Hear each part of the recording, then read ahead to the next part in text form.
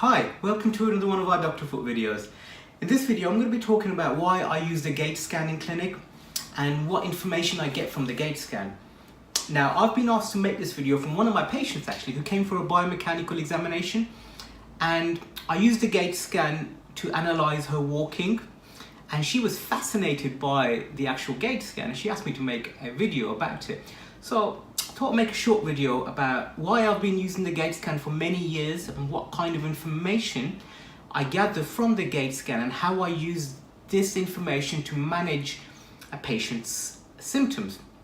Now, a Gait scan is a gait plate. It has 5,000 sensors built into it.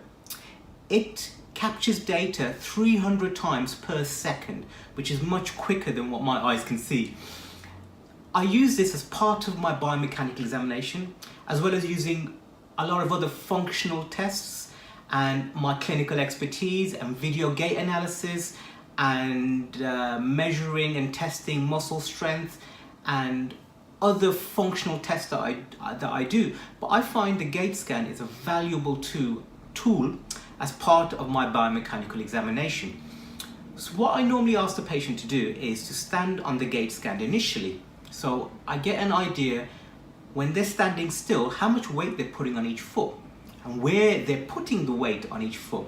If they have any asymmetry. Now the asymmetry may be from further up in the hips or the knees, but this gives me a general overall picture.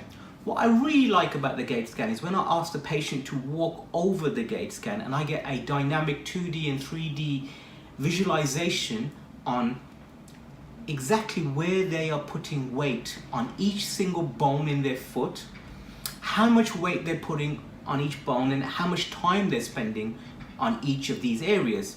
I'm particularly interested in how much time they're spending on the inside of the heel and their big toe. So it gives me an idea from the entire gait cycle, from the time they actually strike the ground with the heel, from heel strike all the way through the gait cycle. And I really like this. This helps me to gather information to build up a prescription for some custom orthotics. These are 3/4 length and these are full length. It's not the only tool I use, but I do find it a valuable tool to give me so much more information regarding a patient's gait cycle and how they are compensating for a particular problem they may have. Now, where the problem is, where the root of the problem is, could be completely different. So I often describe a patient's gait cycle as a bicycle chain. The weakest link tends to be the feet because they tend to have the most weight placed on them, obviously, because you're using them at every single step. But the problem in the chain may be a completely different part of the chain that is not functioning properly, and the poor feet are taking the brunt of the damage that's happened in a different part of the chain, which is why it's really important to look at the entire kinetic chain, the entire human body, from the shoulders all the way down to the feet, the pelvis. I'm always looking at the pelvis and the knees, and I'm looking at other muscles in the lower back to see how the patient is compensating for problems they may be getting in the feet.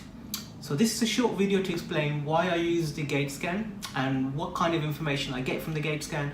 And if you want to make an appointment to have a Gait scan done, please let us know and I can book you in for it. I hope you found the video helpful.